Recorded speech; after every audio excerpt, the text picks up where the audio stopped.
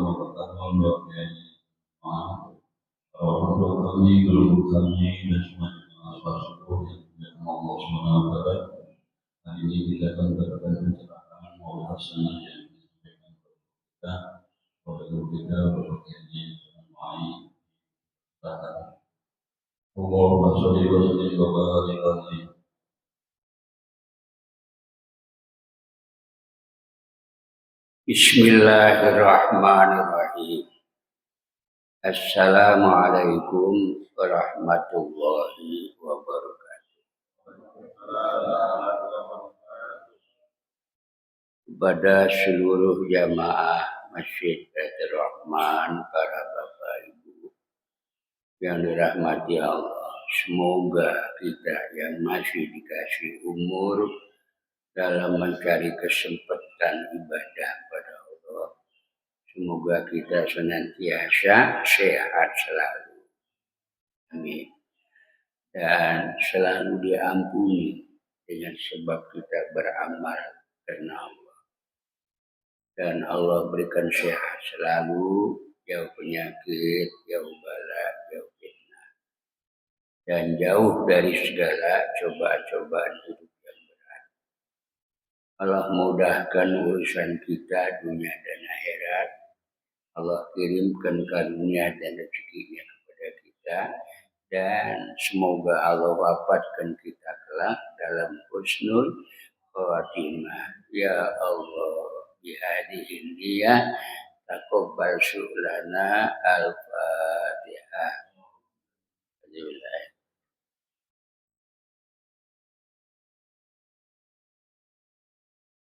Ya benar.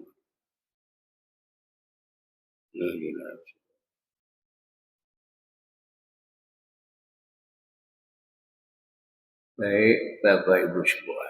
Sekarang lanjutan pelajaran kita tentang al-khamru, minuman, khamar, minuman yang memabukkan kalau kadar alkoholnya tinggi. Kadar alkohol yang tinggi yang bisa memabukkan dan merusak sel-sel saraf otak itu dia punya kandungan alkoholnya bisa mencapai adalah 20%, minimal 15%.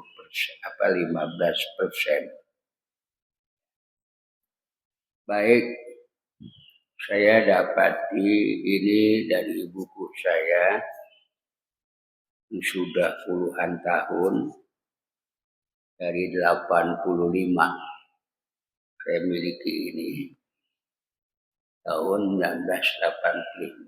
Tapi saya sering bawa-bawa kalau lagi menjelaskan Homer. Sekarang kalau berbicara Homer, definisinya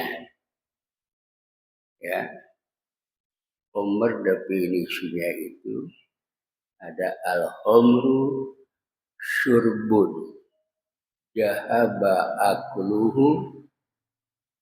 Jadi Homer itu minuman yang bisa menghilangkan kesadaran akalnya dan merusak sel-sel saraf. Nah, untuk lebih jelas berdasarkan catatan di buku saya ini, ada nggak yang namanya bir putih? Ada kan? Itu kadar alkoholnya 1-5%. Gitu ya. Nah, sekarang ada bir bintang tanpa alkohol. Ada yang suka dijual di Indomaret. Itu tanpa alkohol. Cuman raginya paduan daripada bahan-bahan untuk dijadikan minuman. 0%. Jadi kalau udah 0% itu tidak ada alkoholnya. Jadi bolehkah diminum? Boleh. Itu. Kenapa? Di situ sudah menyatakan 0% tanpa alkohol. Kemudian ada bir hitam, itu tinggi bir hitam. 15% dia punya kadar alkoholnya. Kalau lebih tinggi lagi bir Samsu, itu Eropa punya. Ada juga buatan kita. Itu. Cuma dia udah dipadukan kadar alkoholnya menurut referensi daripada alkohol luar negeri, yaitu merek Samsu 20%. Anggur kolesom aja, setiap orang tua itu ada yang 5-10%. Tapi orang kita cara minumnya enggak beraturan. 1 botol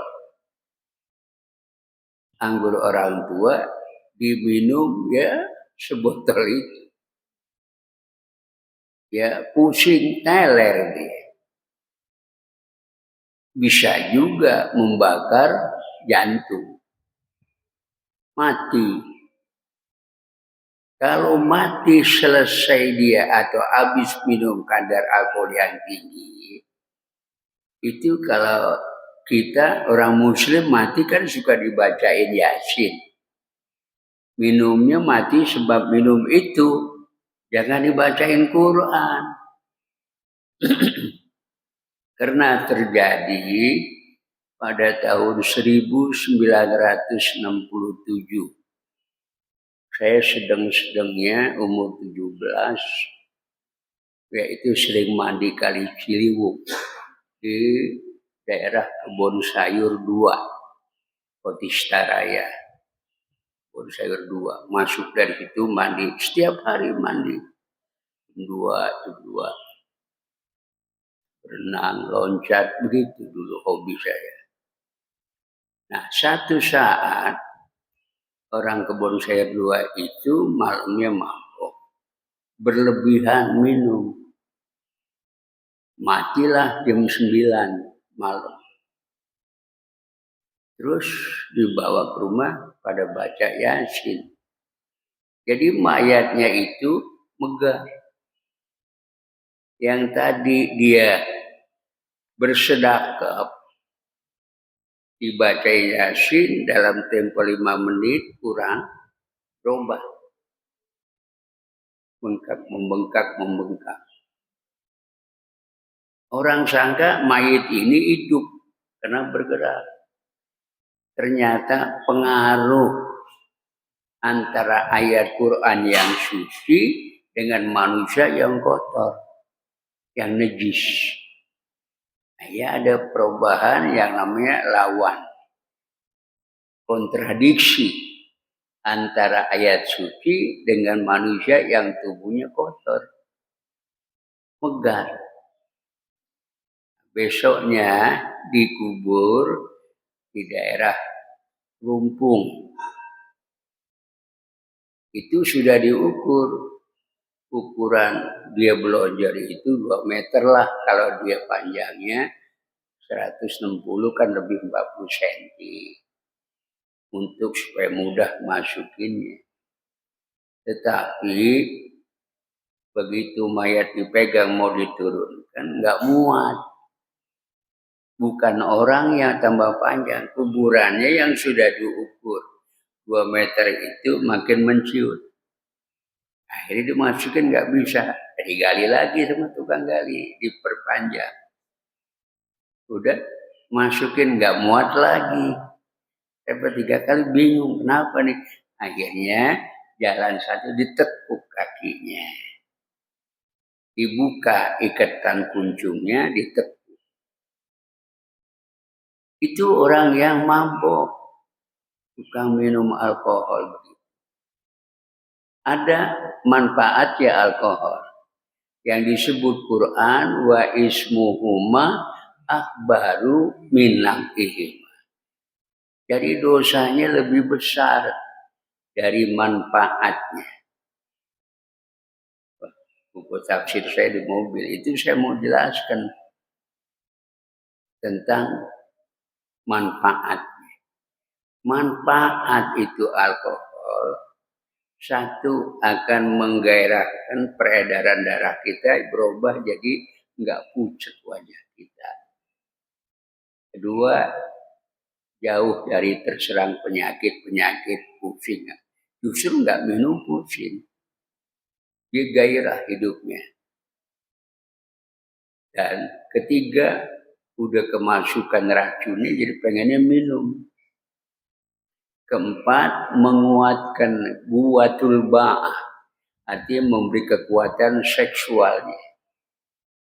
Kalau orang laki minum itu seksualnya tinggi. Jadi itu nggak bisa kita nunggu seminggu sekali, nggak bisa. Nanti larinya bisa ke hiperseks. Apa itu hiperseks? Dia kalau sudah mau nggak dikasih marah, ngamuk, bisa mukul. Kalau mukul dia takut, dia jedotkan kepalanya ke dinding. Biasanya begitu racunnya. Nah, ini anak muda perlu tahu seperti begitu. Jangan bergaul atau mampir-mampir di tempat coffee shop yang ada kandungan itu. Kalau bisa sebagai penyelidik lihat ada nggak, kalau ada laporin. Gitu.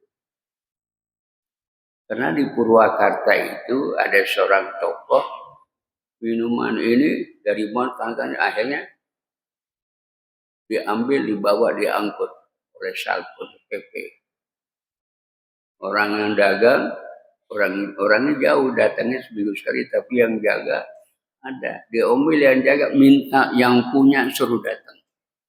Hari ini juga ditekankan begitu. Nah, akhirnya sekarang berhasil, nggak ada yang minuman. Karena yang jual minuman biasanya tuh orang-orang jauh. Orang jauh yang rumahnya di Kepulauan Sumatera, yang dari Jakarta, sengaja merusak anak-anak. Nah, akhirnya ditutup, itu minumannya disegel, orangnya dibawa ke kepolisian. Sekarang berubah. Nah, jadi manfaat alkohol itu seperti itu. Tapi dosanya lebih besar. Kenapa dosanya itu dianggap lebih besar? Karena merusak sel-sel saraf. Sehingga terganggulah kestabilan otaknya. Lama-lama jadi rusak. Apalagi kalau udah kecanduan. Dia bisa lampas emas istrinya. Dijual bakal minum. Kalau nggak dikasih dipukul. Itu yang suka terjadi begitu. Yang kita takutkan kalau dia mabuk megang alat. Atau alat pemukul apalah. Pisau. Nah, itu orang jarang yang berani. Gitu. Sebetulnya kalau orang lagi begitu jalan seroyongan, kita nggak perlu takut. Nggak perlu lari, justru itu dia akan mudah jatuh kalau kita berikan perlawanan. Nah, itu caranya seperti itu. Lain dengan orang kesurupan, jin itu bukan lemah, dia malah tenaganya bisa 3 kali lipat. Kalau yang sebab kemasukan jin, kalau sebab minuman nggak bisa dia gagah, nggak bisa dia kuat, lemah. Gitu. Nah, kembali kadar-kadarnya di kita ini, pokoknya rupa-rupa anggur, ya itu kadar alkoholnya 15%. Ada Rain Mozarvin, ada anggur Malaga, Tokayer, Sherry, Liqueur. Ada Champagne, anggur Spanyol, anggur Hongaria. Nah, ini yang tinggi 20 sampai Jeneper aja 40% alkohol. Kenapa? Ini Jeneper diminum 40%. Itu kalau ada daerahnya ada musim salju, ya seperti Eropa. Kalau ada musim salju, minuman terutama di Perancis itu kalau lagi datangnya musim salju, dingin sampai di bawah 2 derajat Celcius. Dingin. Jadi minumnya nggak kayak orang kita, dia minumnya seloki.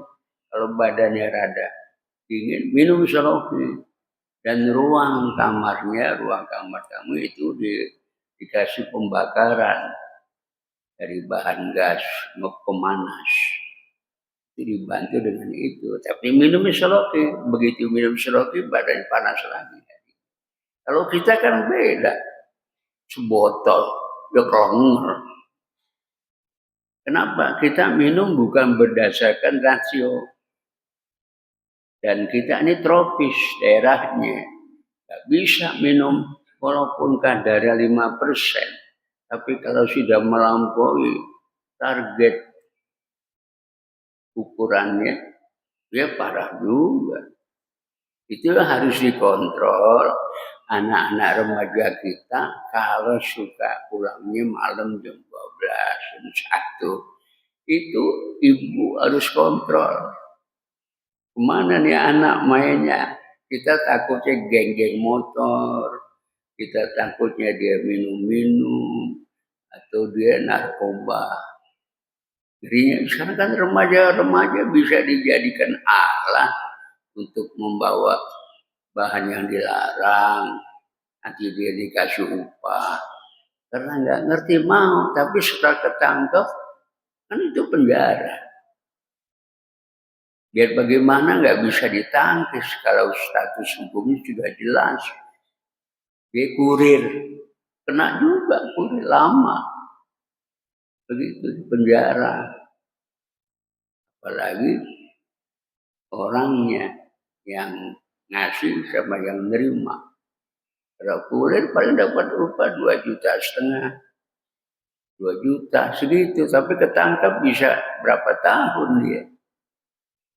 Nah itulah anak-anak kita remaja ngeri gitu. Jadi kalau saya mau bahas itu terlalu panjang. Yang penting paling tinggi 40%. Rum and brandy itu 40% sampai di 70%. Nah ini di kutub. Minumnya di mana? Di kutub. Daerah dingin yang nggak pernah ada matahari. Orang lautan aja beku, kita bisa jalan di situ, naik motor di situ. Beku. Ya, kutub utara maupun selatan. Itu sampai 70% itu. Orang kita saja kalau kerja di Jepang, kebetulan musim dingin, itu ada yang nggak kuat, bisa kembali lagi pulang ke Indonesia. Kenapa? Dia di sana sakit, pernah hawa dingin. Akhirnya minta pulang. Udah kerja di sana, baru 5 hari minta pulang. Kenapa? Di Jepang kalau datang musim dingin juga ada saljunya, itu orang kita nggak kuat. Makanya kita udah beruntung deh, tropis kita ada, musim hujan ada. Jadi satu saat nggak bisa kekurangan air, kedua suhunya nggak terlalu tinggi, cuma 33 setinggi. Tapi kalau di Arab 50 suhunya. Orang jalannya, saya pernah ngalamin jalan mau nyebrang aja mau beli sendal, jalan kaki nggak pakai sendal. Itu begitu melangkah 2 langkah udah lari saya, saking panasnya. Bagaimana di neraka? Iya, saya di Mekah dulu begitu. Naprak, kenapa yang beli sendal? Cuma nyebrang. Itu panasnya. Sampai loncat-loncat saya jalan lari. Nah itu. Ada lagi nggak yang lebih tinggi dari 50 derajat? Ya pokoknya daerah Jazirah Arab itu orang sono sama orang Rancong senang itu keluarnya malam. Kalau malam itu kayak apa? Indah. Langitnya biru, bintang-bintang nonjol, udaranya sejuk, panas tidak ada. Makanya di daerah situ orang senangnya tuh kalau keluar rumah malam. Jadi malam kayak siang, siang kayak malam. Nah itu ukuran tentang sebab alkohol racun yang merusak sel-sel. Terdiri dari apa bahannya? Itu kata Rasulullah, wahia min khamsatin. Bahan itu dari 5 macam. Ada minal inab, dari anggur. Nah anggur itu dipetik, terus diperes. Nah airnya tuh perasan anggur ditaruh di botol, diendapkan 3 minimal 3 hari 3 malam. Paling lama untuk menambahkan kadar alkohol itu bisa 5-6 hari. Karena makin lama dia makin tinggi alkoholnya. Nah sisa peresan itu disebut kismis. Yang kita suka beli itu kalau pulang dari Mekah, beli kismis itu anggur. yang diperes. Ya, tapi itu bahan komoditi ke Eropa. Kalau kismis ke kita, tapi perasaannya ke Eropa dia jual. Gitu. Itu bahannya. Kedua, watamar dari korma. Korma bisa meninggikan alkohol diperes. Air cairannya cuman dia kayak di jus itu. Korma sekian ton atau sekian satu pintal dikasih kadar air berapa. Lalu diaduk. Ya, sudah selesai disaring, kemudian dimasukkan ke botol atau ke apa saja ya. Nah, baru disimpan di tempat yang kalau bisa di bawah tanah, itu lebih cepat proses kimiawinya alkohol. Kita bisa, ya bisa kalau mau bikin anggur banyak yang jual, caranya kita udah tahu belum kan gitu. Tapi jangan kita tape aja, tape uli, tapenya itu bisa meninggikan alkohol. Kalau dia ditutup, kemudian diendapkan 3 atau 5 hari, itu alkoholnya lama-lama keluar cairannya. Nah itulah yang disebut nilai alkoholnya ada. Karena dia makin tinggi, nilai alkoholnya bisa nambah. Bisa 5% atau tambah. Itu sampai uli. Ya, tapi kalau nggak ada endapan, cuma ditutupi daun, itu alkoholnya paling 0,5%, rendah dan tidak memabukkan. Itu. Terus ada bahan asal madu. Dari madu bisa jadi minuman yang beralkohol. Karena madu yang asli, kalau diendapkan begitu lama, dia juga akan mengeluarkan buih. Buih itu adalah satu proses madu untuk menambah nilai alkohol. Madu. Tapi yang asli, kalau yang nggak asli masakan nggak bisa. Walhintoh, gandum bisa juga diproses jadi alkohol. Wasyair, syair itu ya semacam seperti gandum, beras, bisa. Wal khomer apalagi marol aklah.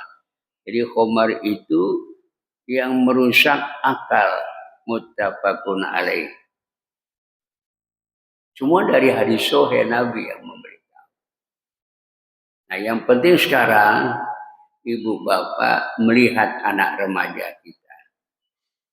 Gitu. Sebab kalau udah begitu dimarahin dia bisa berkelahi, dia bisa ngelawan, nggak ada rasa takut. Orang yang tukang mau itu nggak punya rasa takut, tapi kekuatannya lebih rendah daripada orang yang sabar. Gitu. Tapi rasa takut mau, kalau dipukul juga sama dia sakitnya nggak seberapa, malah dia bisa membabi buta, bisa membunuh, itu bahaya. Makanya pemerintah kita, CQ kepolisian, tiap hari itu ngontrol. Supaya jangan ada minuman-minuman yang ada alkoholnya tinggi. Lanjutnya, hukumnya apa? Al-khamru wa hiya najisatun inda jumhuril ulama. Menurut pendapat para ulama, hukumnya khamr itu najis. Najis. Jadi kita kalau minum, sama juga minum najis. Ini jumhur ulama berpendapat hukumnya najis. Jadi kalau orang di zaman Nabi dulu, orang kalau mau sholat habis minum, sholat. Nah di dalam sholat Sayyidina Umar Ibnu Khattab pernah terjadi ngaco aturan iya karena budu dibaca iya karena budu iya karena saya nanti diputer diputar kalimatnya, ditambahin la na'budu iyyaka, kami tidak menyembah engkau ya Allah. Jadi dibalik. Siapa yang balik? Karena faktor otak yang terganggu dari homer. Homer itu najis. Jadi kalau orang minum najis itu akan membalik kesadaran kita. Karena di situ banyak setan. Setan terundang kedatangannya dengan orang yang minum homer. Itu. Kedua, setan terundang datang kepada laki atau perempuan yang sedang emosi. Sedang emosi. Kita marah nih. Itu setan mudah datang. Masuk ke kita untuk menambah, menimpali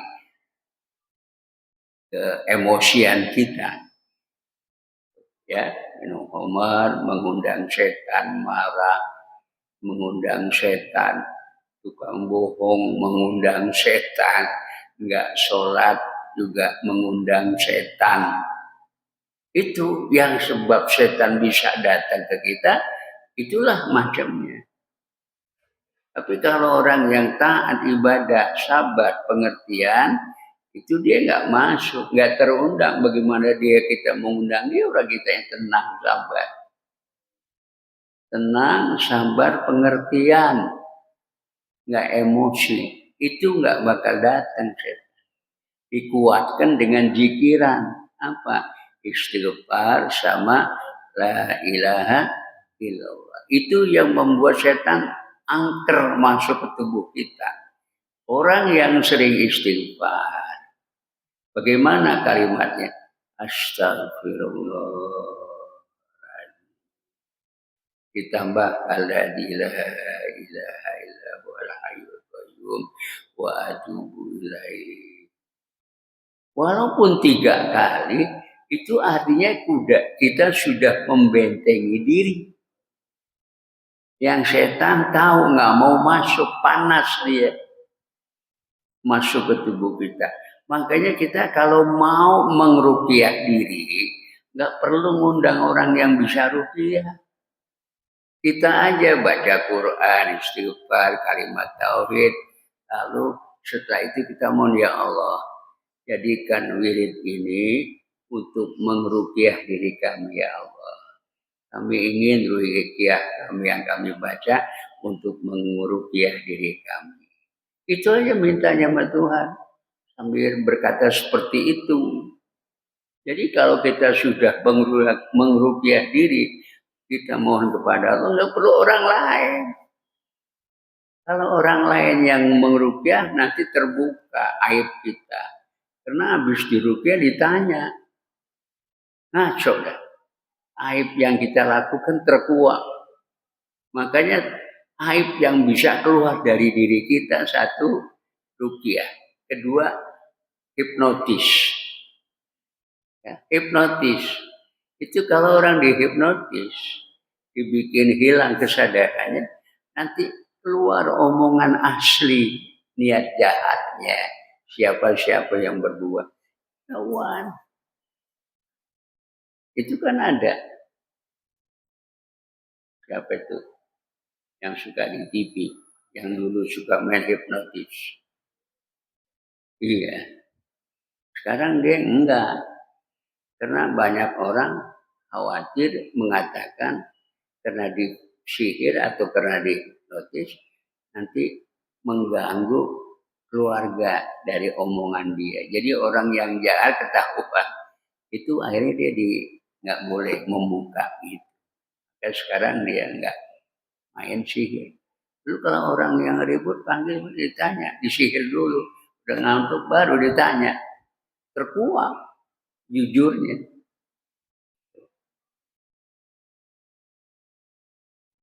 Liqaulillah ta'ala, karena firman Allah mengatakan innamal khamru wal maisir wal ansab wal azam rijsun min amali syaitan.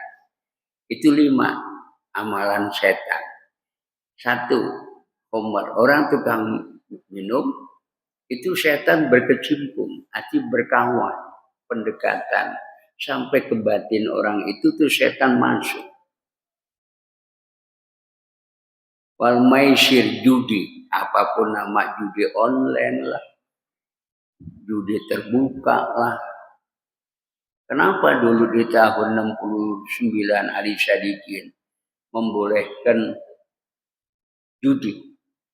Tapi dia bolehkan judi itu untuk menambah income pendapatan Pemda, tapi mainnya nggak di Jakarta, di luar, yaitu di pulau. Ya, di Pulau Kelapa yang agak jauh. Di situ mau dibikinin tempat judi, ada kendaraan buat ke sana. Orang bisa nginep dengan banyak macam ya hiburan wanita untuk menamani mereka yang berjudi. Bahwa uangnya itu bukan 10 juta. Bisa kalau yang besar ratusan juta. Gitu. Tadi mau di Jakarta ditentang masyarakat Betawi, lalu ada niat di Pulau Kelapa sana. Tapi juga gagal.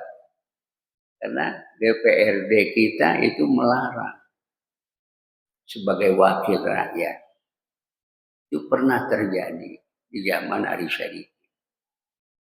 Tapi yang dia begitu keras, semua jalan daerah itu akan dinamai Jalan M. Husni Tamrin. Dibayar enggak. Langsung digusur nggak dibayar. Kalau lahannya dulu luas sih nggak jadi apa. Ada yang lahannya cuma satu rumah digusur habis. Nggak punya rumah nggak dibayar. Nangis dia. Nangis. Itu di Jalan Bonanas. Yang disebut jalan yang penghulu. Masuk terus sampai ke Panti Asuhan. Itu ada satu rumah yang nggak dibayar habis. Jadi kayak semaput kayak gila. Kalau zaman harus ini nggak ada orang yang dibayar ganti rugi. Bablas tuh. Nah setelah zaman berikutnya baru ada kesadaran pemerintah DKI membayar. Sampai sekarang orang ini digusur bayar. Namanya ganti untung. Tol Sidai dulu ganti untung tol Juanda. Jadi nilai harganya tinggi. Jadi ada orang bisa pergi haji, bisa korban, bisa bikin rumah.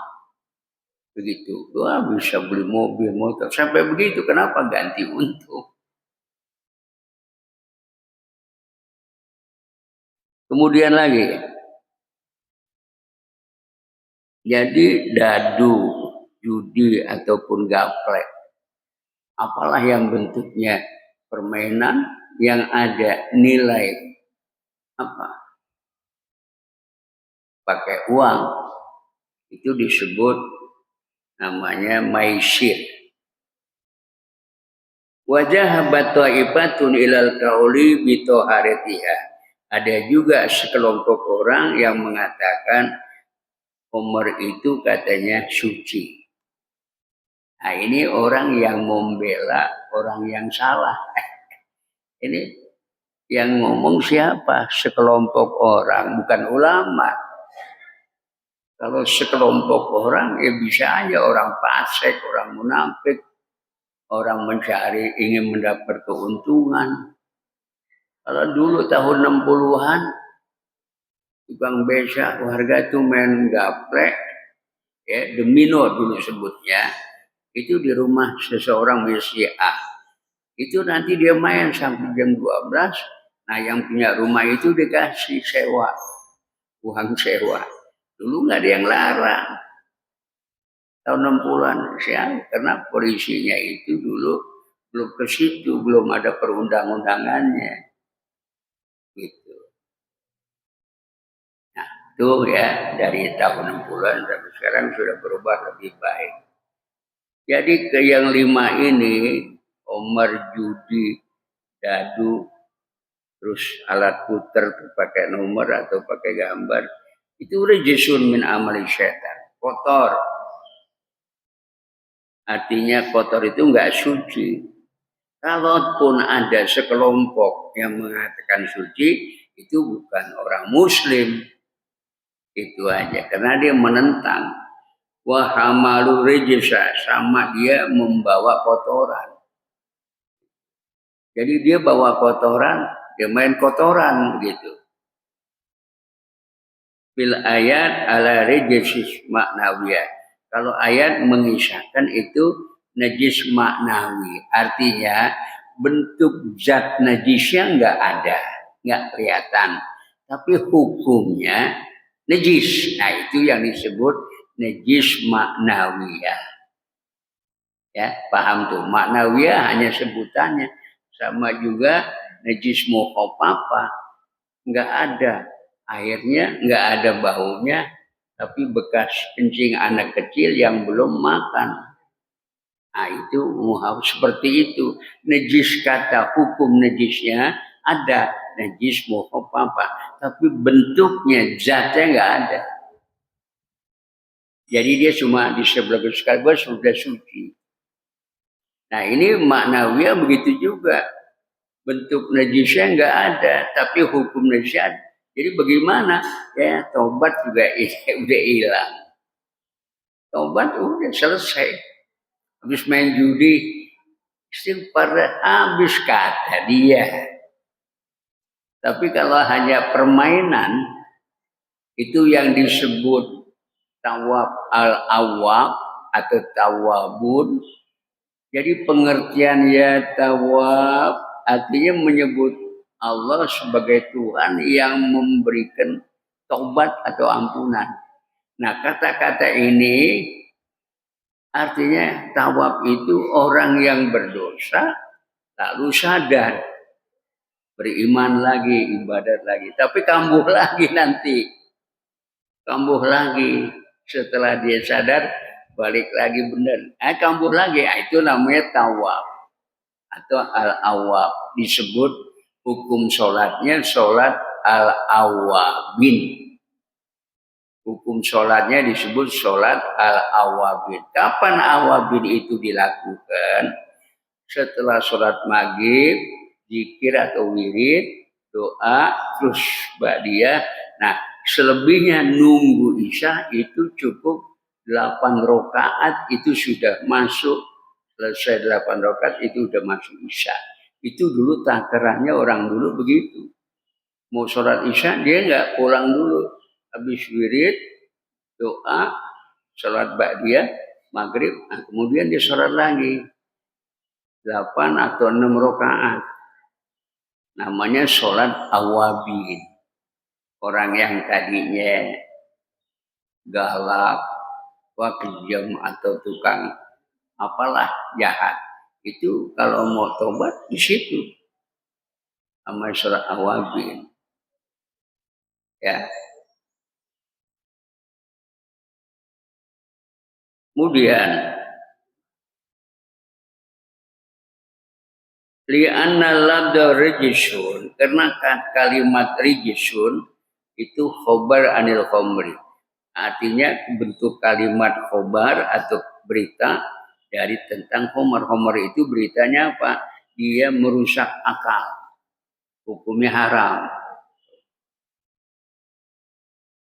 Wa huwa la yusifu bin najasat. Jadi manawi itu tidak digambarkan dia najis. Cuman nggak dikatakan bin najasatil hisyah pekan. Najis hisyah itu arti barang najis ada barangnya, zatnya ada, baunya ada, atau paling tidak zatnya. Itu yang disebut najis hisyah. Kalau najis maknawiyah itu nggak ada rasa, bau dan lainnya dan nggak nampak najisnya, cuman hukumnya disebut najis maknawiyah. Nah seperti orang kafir, musyrik nggak boleh ke masjid. Kenapa? Dia disebut dalam Quran rijisun, dia najis, tapi bukan najis lahiriah, itu najis batiniah. Karena batinnya musyrik, masuk ke masjid nggak boleh.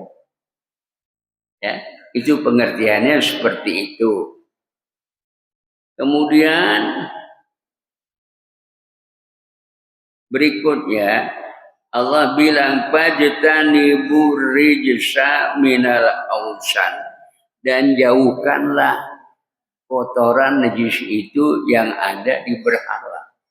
Jadi patung kalau kita taruh sebagai sesembahan atau kita menjadi wasilah itu patung untuk dekat pada Allah, nah itu disebut ar-rijsu minal ausan, adanya kekotoran najis pada diri patung tadi. Tapi kalau kita lihat nggak ada najisnya, cuman Quran disebut najis maknawi.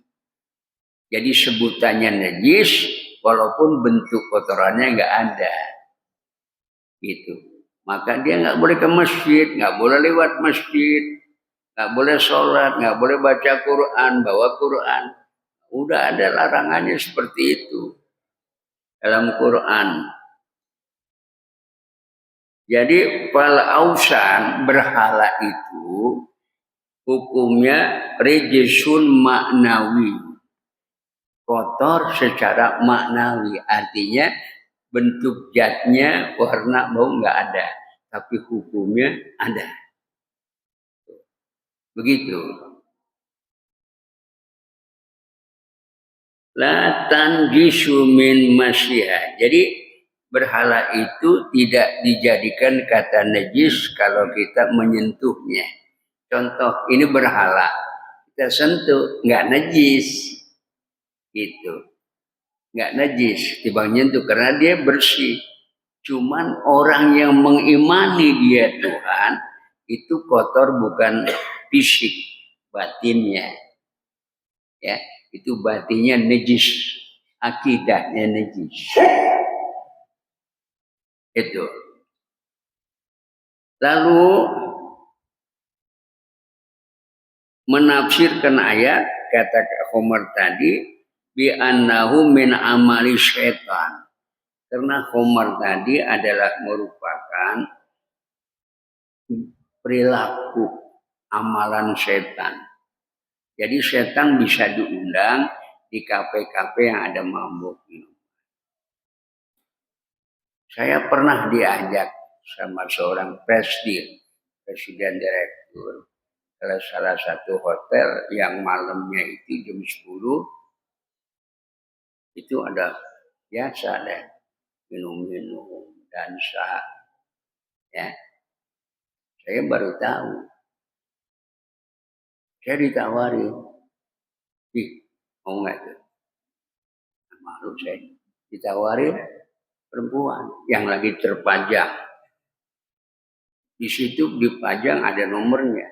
Dari nomor 1 sampai nomor 10. Dia berdiri. Tinggal kita pilih yang mana, nomor berapa. Kita panggil. Pakai geretan aja. Datang. Ada perlu apa? Itu yang nomor 6. Oke.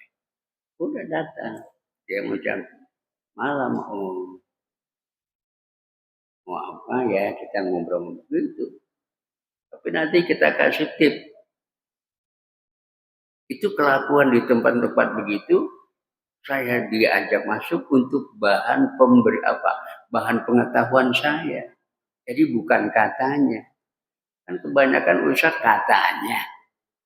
Kalau saya fakta, begini, ruang mayat RSCM aja saya masuk. Ruang mayat RSUP, saya masuk jam 1 malam sampai jam 2 saya kontrol. Jadi bukan katanya, bagaimana keadaan di kamar mayat, apa yang terjadi. Waktunya kita lihat biasa aja, cuma penunggunya 2 orang. 2 orang penunggunya. Jadi ada peti mati, ada hawa udara dingin. Itu yang udah lama, belum ada yang ngaku. Itu kalau udah sebulan nggak ada ngambil, udah dikubur massal. Ada yang baru kecelakaan, yang ketabrak, yang kelindes, yang sakit, habis sakit di situ. Cuma mukanya terbuka, sini tertutup. Pelbet. Begitu ruangannya kurang lebih dari situ kemari. Itu laci-laci kamar mayat, terus di bawahnya pelbet yang ada manusia udah meninggal. Berdua. yang jaga. Saya masuk. Oh begitu. Siang aja istri saya masuk nggak berani. Saya suruh datang siang. Kali malam dia nggak berani. Siang nggak mau. Kalau saya siang malam masuk. Kan selama ini orang kan ngeri kalau masuk kamar mayat RSCM. Tapi kalau udah tahu malah ketagihan pengen masuk. Asal jangan mati aja kita di situ. Terus rumah sakit Romangun, saya masuk kamar mayat itu mayatnya sepi, cuman kadang-kadang 2, 1. Tapi kan kalau RSCM pusat, itu puluhan mayat yang gelepak, yang bilaji. Nah kemudian, jadi berhala kita sentuh nggak najis. Wa tafsirihi dalam ayat Quran, cuman itu disebut amalan setan. Kalau naruh benda-benda yang ada nanti ditanya roh, itu banyak setannya. Dan naruh patung di rumah. Kalau tujuan kita nih bukannya seni, kan kalau orang tujuannya seni kan cuma seneng aja. Nggak dianggap dia Tuhan, nggak. Tapi dia nggak boleh. Nanti ditanya, kamu punya ini, bisa nggak menghidupkan? Kan begitu. Ya mana bisa. Makanya itu patung-patung di rumah kita, anjing di rumah kita, itu tidak akan dimasuki oleh malaikat rahmat. Nggak akan masuk. Itu ya. Jadi, yang ada anjing, terus yang orang nggak ibadat, itu nggak dimasuki malaikat rahmat yang ada patung. Walaupun itu kesenangan dia karena apa? Seni. Bukan budaya. Kalau budaya itu yang orang aku ini agama ini itu budaya. Di luar Islam itu agama sebetulnya budaya. Budaya itu adalah dari salah satu pemikiran orang. Pemikiran melahirkan aneka ragam aktivitas kemanusiaan atau menjadikan Tuhan. Jadi dibudayakan dalam buah pemikiran. Makanya kalau di luar Islam, ya Kristen, terus apalagi agama-agama yang Konghucu, itu budaya sebetulnya.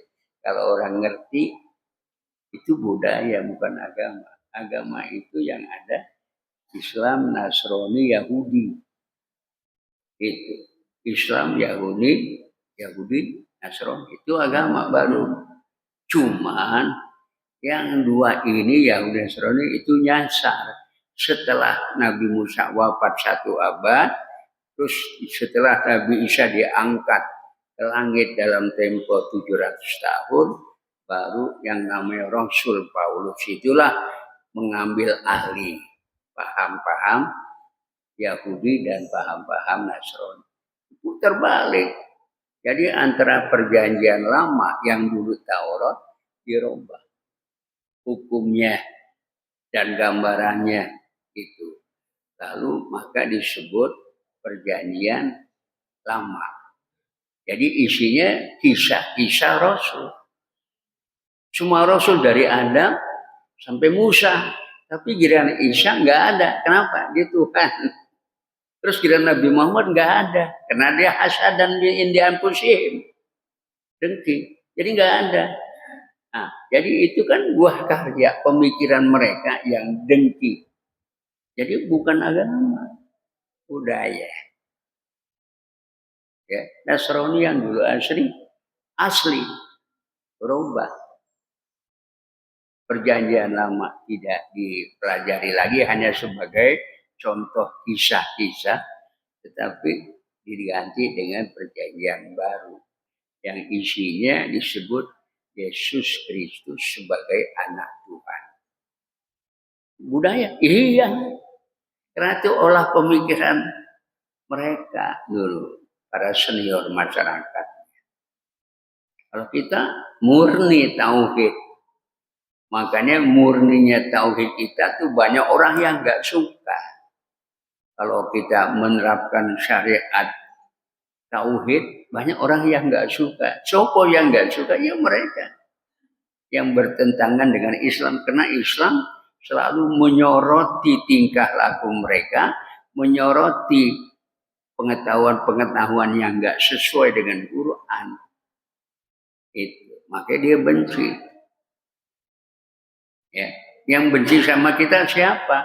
Allah yang bilang, Inna asyadda adawata lilladzina amanu al-yahuda walladzina asyraku. Surah Al-Maidah. Jadi sebesar-besar musuh orang yang beriman yang bertauhid yaitu paham Yahudi sama paham orang musyrik. Tapi nggak disebut Nasrani, yang paham orang musyrik. Itu dua, Yahudi dan orang musyrik. Kata Allah dalam Quran. Nah, dia memang musuh. Satu saat dia nggak pernah baik. Dia baik itu cuma ini aja, missionnya. Mission dia mencari orang atau menikahi anak perempuan kita. Dia pura-pura masuk Islam, dikasih kemampuan untuk bisa nikah. Udah nikah punya anak 2-3, ditarik dia tuh anaknya gereja dibaptis. Terus maknya kalau ngikut ya dibaptis juga. Baptis itu dengan cara ngasih makan roti sama dengan makan daging Yesus. Kalau minum itu sama dengan minum darah Yesus. Ya kan nggak mungkin lah. Roti jadi daging, air jadi susu. Yang diminum kata dari air susu nggak ada. Mohong itu. Kan gitu. Tapi kok orang mudah tertipu. Nah ini yang perlu kita paham sejarah-sejarah seperti itu. Yukiul adawah terkadang menimbulkan permusuhan dari sebab judi dan lain sebagainya. Setan tuh yang menimbulkan permusuhan, setan. Wal baudha kebencian, waya sudu anjir dan menghalangi orang untuk kembali kepada Allah tentang sholat apa enggak ada. Bawaannya lemes, ngantuk. Kalau sholat ngantuk. Apa? Ija kamu ila sholati kamu kusala. Kalau mau sholat males. Mau ngaji ngantuk. Nggak pernah seger otaknya. Ngantuk lesu aja. Ada yang ngaji sama saya megang Quran. Kan saya kasih tahu. Lama-lama gabruk itu. Jatuh Qurannya. Kenapa? Nggak konsen. Dia tidur. Megang Quran. Jatuh Qurannya. Itu setan yang ngasih tahu. Makanya jangan sembarangan kalau ngaji. Biar seger. Bangkitkan semangat jiwa kita. Untuk bisa mengerti dan memahami. Ya. Lalu sedikit lagi. Wal haqqu annal asra fil a'yan at-taharah. Kalau berbicara tentang al-haq mi rabbik. Kebenaran datang dari Tuhan, dari Allah. Pada takunana minal mumtarin, janganlah kalian menjadi ragu dengan Islam ini. Udah dikasih tahu. Kamu jangan ragu soal Islam. Itu dari Allah langsung. Dan kamu akan terjamin keselamatan, terutama akhiratnya. Jangan ragu, dalemin bagaimana ketidakraguan kita akan Islam, dalemin ilmu agama Islam. Dari tauhidnya, syariatnya, hukum-hukumnya, dan adaptasinya akhlak kita.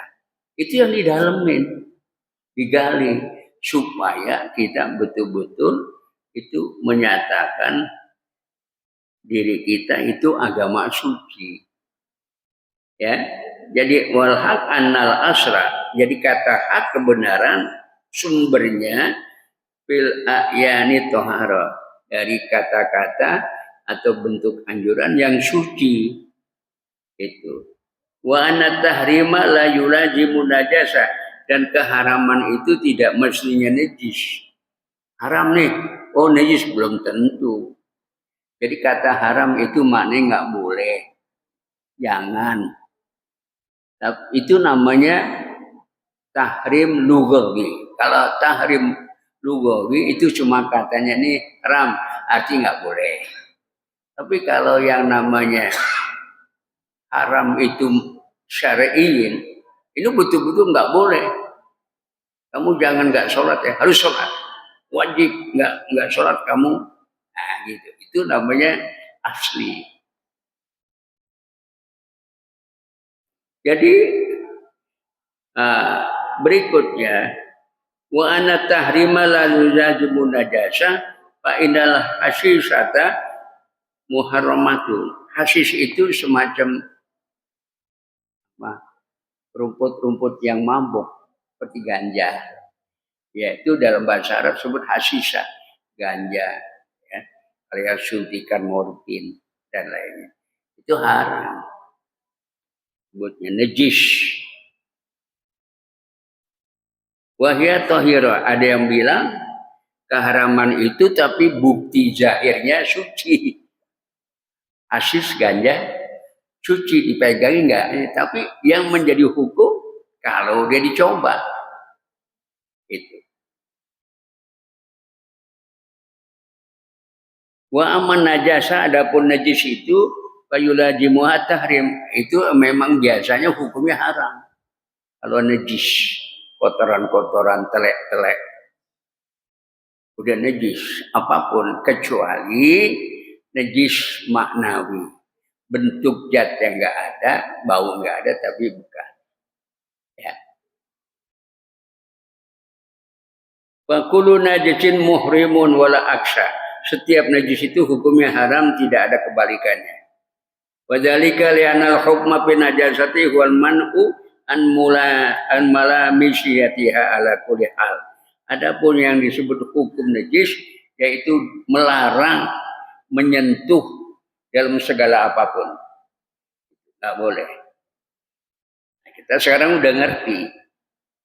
Ya, itu dalam hadis muttafaqun alaih. Ibu bapak, barangkali nanti ada yang nanya, tapi sebelum nanya, saya mau ke toilet dulu ya.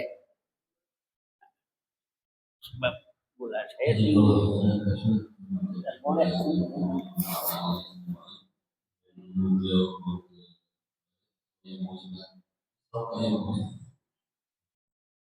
Doa ya. Bismillahirrahmanirrahim. Rabbil alamin sallallahu Muhammadin wa ala ali sayyidina Muhammad. Allahumma ja'al jam'ana hadza jam'an marhumah, tafarraqana min ba'di tafarruqan ma'sumah. Faqil lana ya rabb junubana wa walidayna warhamhuma kama rabbayana shaghira.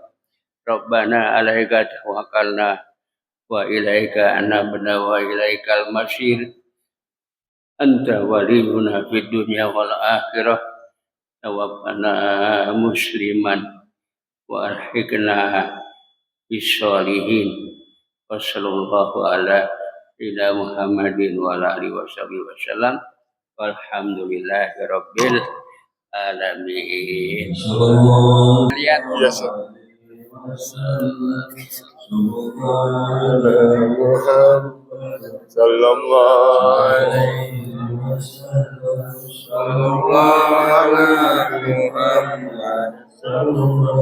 alaihi wasallam. Sallallahu ala Muhammad sallallahu ala Muhammad ya Rabbi salli wa sallim. Allahumma salli wa sallim wa barik alaihi.